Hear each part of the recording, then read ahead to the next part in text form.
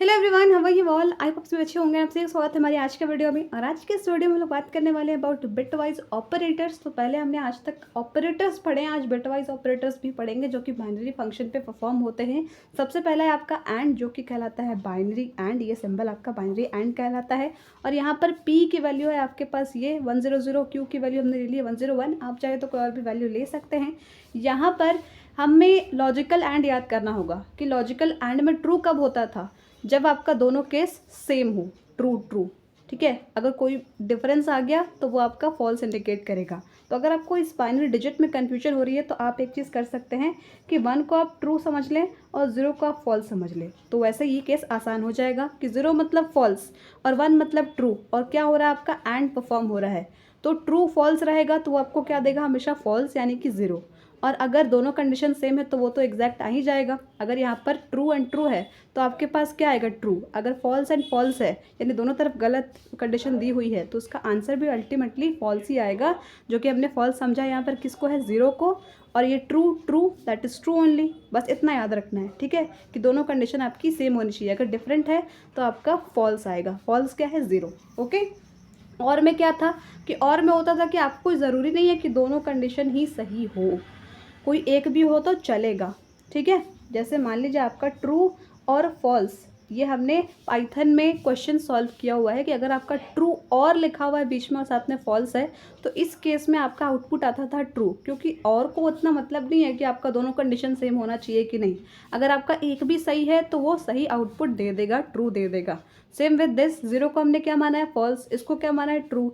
तो ट्रू और फॉल्स है, यहाँ पर क्या हो रहा था, ट्रू एंड फॉल्स। जहाँ एंड आ जाएगा तो दोनों कंडीशन सेम होना होगा। अगर नहीं है तब आपका फॉल्स होगा आउटपुट, अगर ट्रू है तभी ट्रू होगा।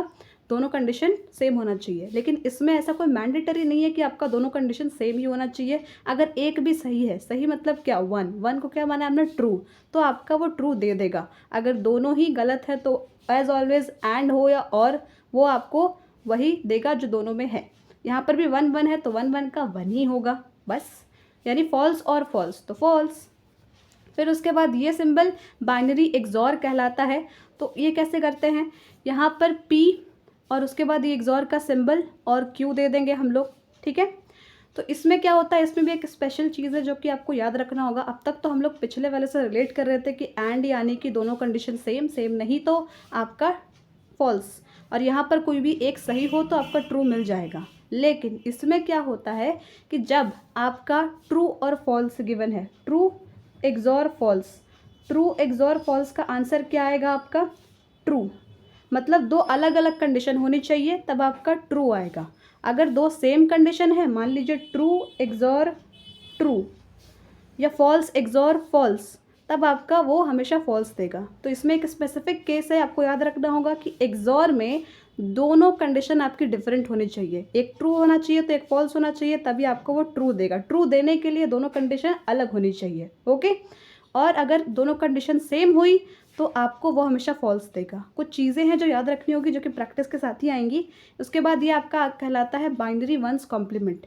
ये आपका एक पर्टिकुलर नंबर पर परफॉर्म होता है, जैसे कि कॉम्प्लीमेंट ऑफ P।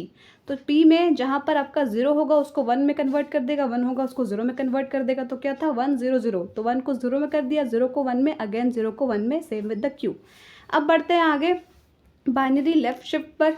यह सिंबल आपका वो कहलाता है बाइनरी लेफ्ट शिफ्ट। कैसे, आप इसको एज अ जो चिड़िया की चोंच होती है ना उसके जैसे इमेजिन करिए। किसकी चोंच किस डायरेक्शन में बढ़ रही है, आगे लेफ्ट में, क्योंकि इधर वाला लेफ्ट होता है, ये आपका राइट होता है। तो लेफ्ट में जा रही है, इसका मतलब बाइनरी लेफ्ट। ये एक याद करने का तरीका भी है।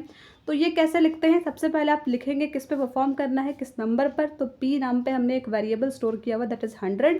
फिर लेफ्ट साइड का सिंबल लेफ्ट शिफ्ट का। फिर उसके बाद कितने पोजीशन पर लेफ़्ट शिफ्ट करना है, कि हमें एक बार बस लेफ़्ट शिफ्ट करना है, कि यहाँ था पहले कोई एक नंबर तो उसको यहाँ लेके आना है, यानी एक लेफ़्ट शिफ्ट करना है। तो मान लीजिए आपकी मेमोरी में ये स्पेस है 100 आपका, यानी 100 जो ये था वो यहाँ है। आपको इसको लेफ़्ट शिफ्ट करना है तो क्या होगा, 0 आपका यहाँ आ जाएगा, फिर ये 0 वाला यहाँ आ जाएगा, ये 1 यहाँ आ जाएगा। और ये जो छोटे छोटे ज़ीरोज़ लिखे, इसका मतलब क्या हुआ कि अगर कुछ नहीं है तो मेमोरी में यहाँ पर पहले से ज़ीरो स्टोर्ड हैं। आप शिफ्ट कर रहे हैं तब यहाँ पर इसकी वैल्यूज़ चेंज होंगी, जो कि ये होगा, नहीं तो पहले से ऑलरेडी 0 अवेलेबल है। तो इसका लेफ़्ट शिफ्ट क्या हो जाएगा, लेफ़्ट शिफ्ट होगा इसका 0 1 0। अब आप बोलेंगे कि ये 0 1 0 क्यों होगा, होना तो चाहिए कि ये 0 यहाँ आ गया, ये 0 यहाँ आ गया, ये 100 ही होना चाहिए। तो ऐसा नहीं होगा। आपको एक बात याद रखनी है कि जिस तरफ भी शिफ्ट हो रहा है, ये लेफ़्ट तरफ शिफ्ट हो रहा है ना, तो जो सबसे पहला डिजिट होगा यानी आखिरी का डिजिट चाहे 1 हो या 0 हो, उसको हम लोग अपने फाइनल आंसर में नहीं लेते हैं। उसके अलावा जो बच जाएगा और ये जो खाली स्पेसेस है वहाँ पर 0 कंसिडर करके अपना एक नया नंबर बना लेते हैं, दैट इज़ 0 1 0। ठीक है। Same with the right shift कि आपको मान लीजिए क्यू का करना है राइट शिफ्ट, अगेन चिड़िया की चोंच देखना है किस डायरेक्शन में जा रही है, तो इसका मतलब राइट शिफ्ट कितने पोजीशन पे करना है, 1। तो राइट आपका कहाँ जाता है, इस डायरेक्शन में। वेट सॉरी, एक गलती हो गई यहाँ पर कि लेफ़्ट शिफ्ट का जगह मैंने राइट शिफ्ट समझा दिया आपको कि ये आपका इधर डिस्प्लेस हो, वैसे नहीं। आपको ये यहाँ से यहाँ आ जाएगा, ये 0 यहाँ आ जाएगा और ये 0 यहाँ आएगा, और हमने इस वाले 0 को भी इंक्लूड कर दिया है। मतलब कि मैंने उसमें आपको राइट एक्सप्लेन कर दिया है, तो प्लीज़ इसको करेक्ट कर लीजिएगा कि राइट तो मैंने समझ लिया, अब लेफ़्ट समझ लेते थोड़ा सा कि सारे लेफ़्ट वाले में इधर आ जाएंगे, इस साइड पे। ठीक है, इधर आए तो आपका 1 इधर आ गया, 0 इधर आ गया, 0 इधर आ गया। तो हमने लास्ट वाले नंबर को इंक्लूड नहीं किया, उसकी जगह पर अपने आप एक ये जो पहले मेमोरी में 0 स्टोर था उसको ले लिया, दैट इज़ 0 1 0। आंसर सही लिखा बट मैंने एक्सप्लेनेशन थोड़ा सा गलत दे दिया था।